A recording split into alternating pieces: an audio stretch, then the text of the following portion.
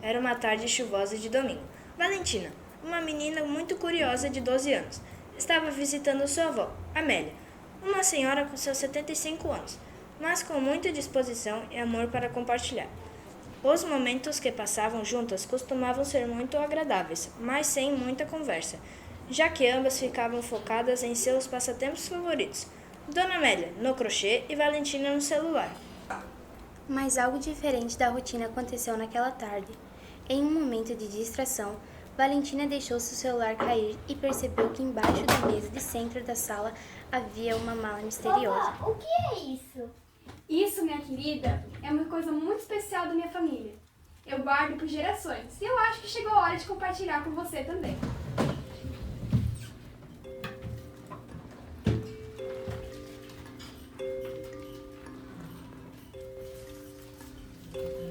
Isso parece uma boneca.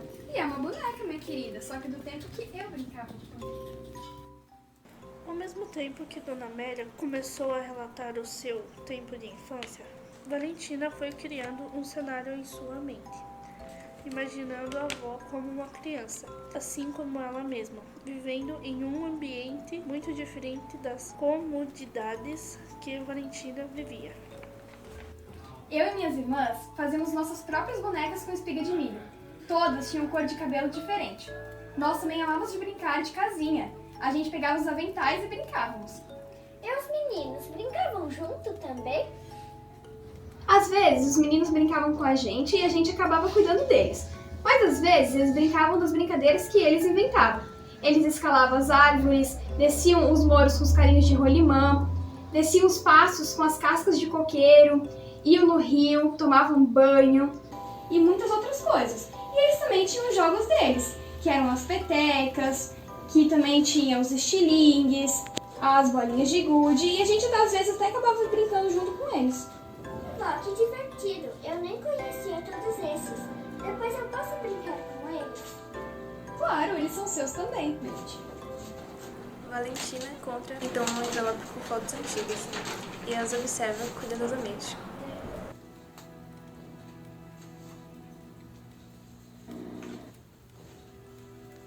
Essa é a parte não tão feliz da nossa infância.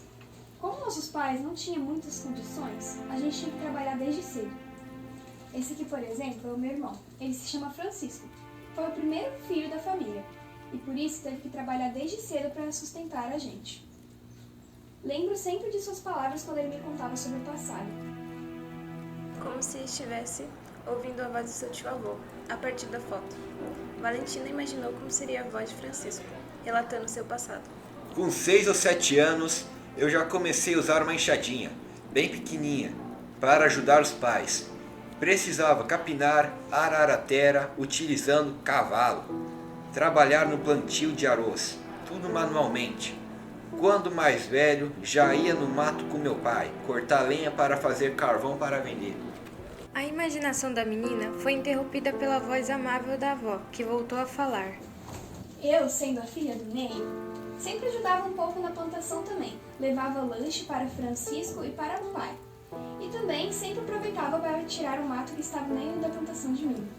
E vocês trabalhavam e iam para a escola também? A escola não era tão acessível quanto hoje. Eu, por exemplo, nem frequentei, mas a minha irmã Augusta, sim, ela amava. Já os caçulas, Antônio e Aurora, odiavam. Eles chegavam sempre e faziam bira. Eles falavam que as professoras eram muito bravas. Aqui a gente pode ver eles, todos animadinhos para ir para a escola.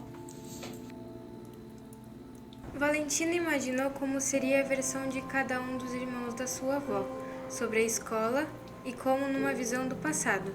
Sua imaginação a transportou para lá.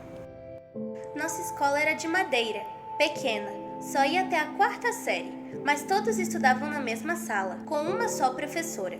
A escola era muito legal, eu fui com 7 anos. Nosso recreio era bem simples. Cada semana, uma mãe dos alunos fazia pão.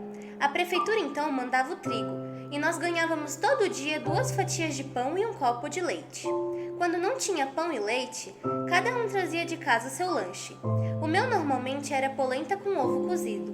Não tinham merendeiras e nem faxineiras, então no final da aula ajudávamos a limpar a escola. Eu e meus irmãos íamos a pé e quando chovia levávamos o sapato, que na época se chamava conga, em uma sacola para não sujar. A minha mochila era uma pasta de couro vermelho, muito bonita.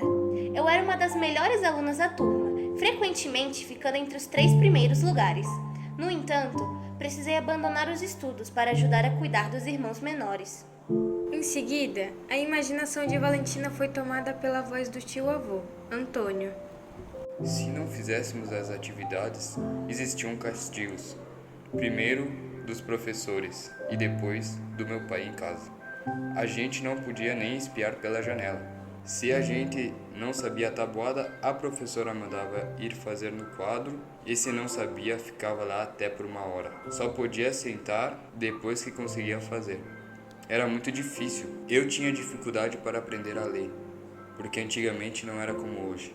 Só ganhávamos um lápis quando começávamos a ir para a escola, e isso dificultava o aprendizado.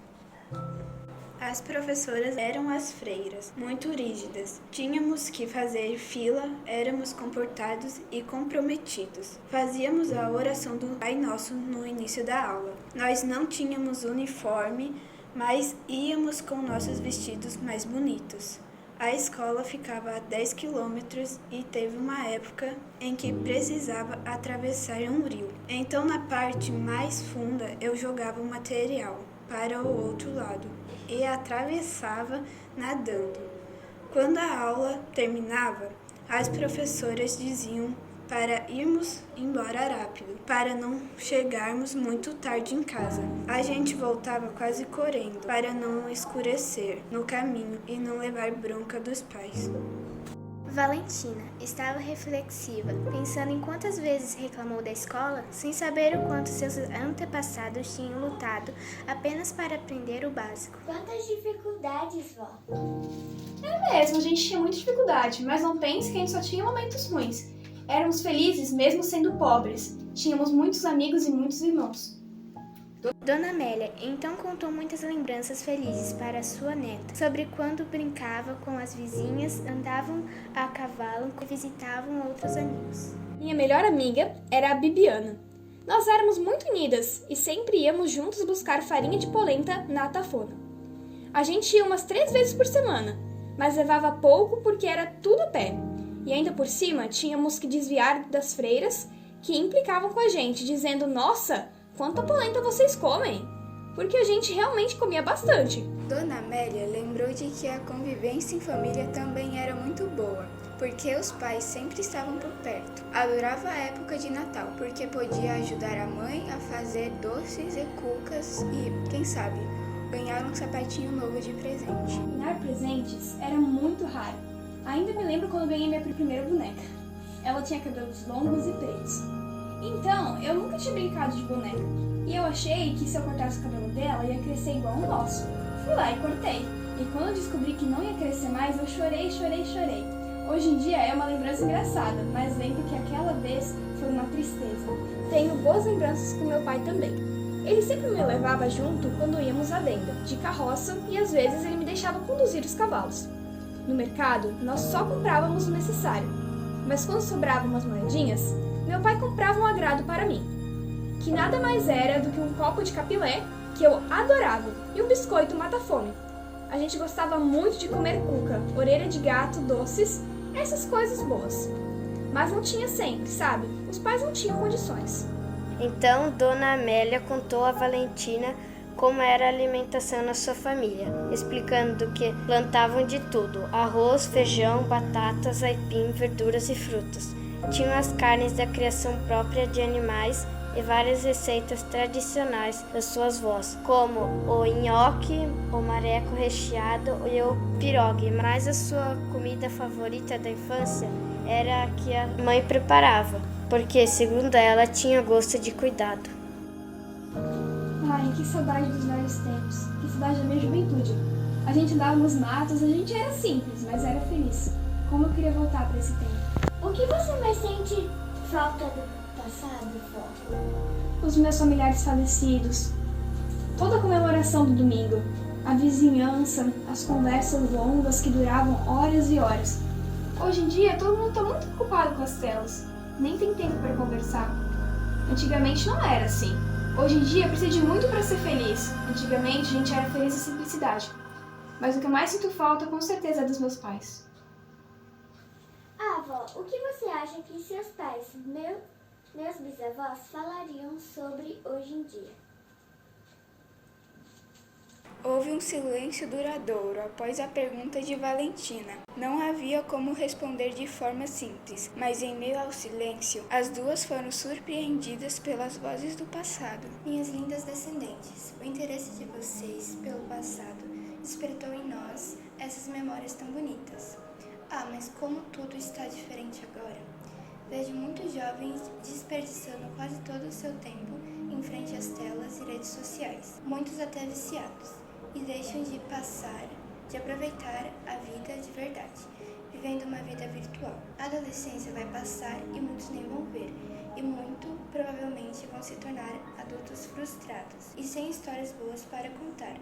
Meu conselho é que vocês resgatem coisas boas do passado com seus familiares e deixem um pouco de lado o celular e as telas.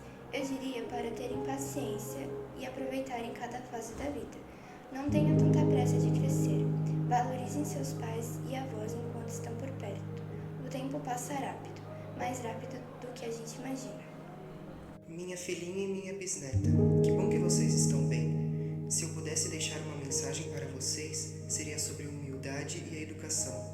Antigamente, a gente passava por uma pessoa e dizia bom dia ou boa tarde, e para as pessoas mais de idade, a gente pedia bênção. Hoje em dia, já não existe isso. Todo mundo está tão individualista. Para mim, não existe palavras mais bonitas na face da terra do que um avô dizer Deus te abençoe aos seus netos, ou bom dia ou boa tarde, mas de coração, não da boca para fora. Os jovens precisam estar mais atentos para a educação e o exemplo que seus pais passaram. Porque, na verdade, a escola, ela ensina, ela desenvolve a intelectualidade do jovem e a família educa em termos de comportamento.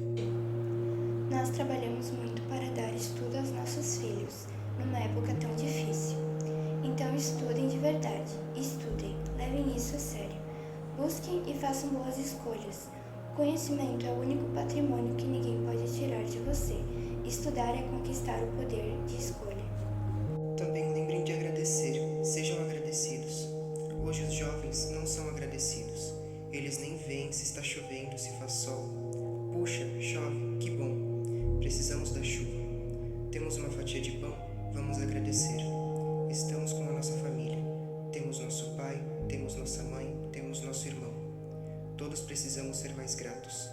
Minha querida Valentina, agradeça pelo que você tem hoje e nunca deixe de sonhar. Nós precisamos dos sonhos. Eles nos levam a lugares altos. A mensagem dos ancestrais deixou ambas muito emocionadas. Valentina não teve reação a não ser abraçar muito forte sua avó. Dona Amélia então olhou fundo nos olhos da neta e disse: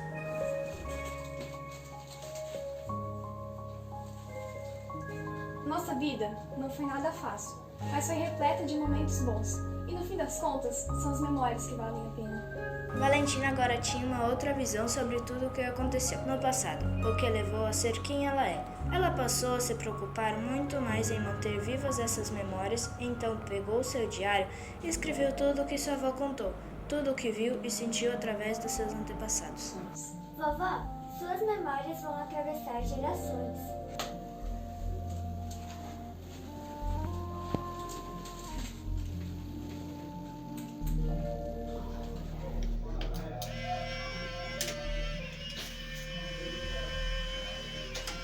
Vovó, essa foto é para a gente nunca se esquecer desse momento, para guardar no meu diário.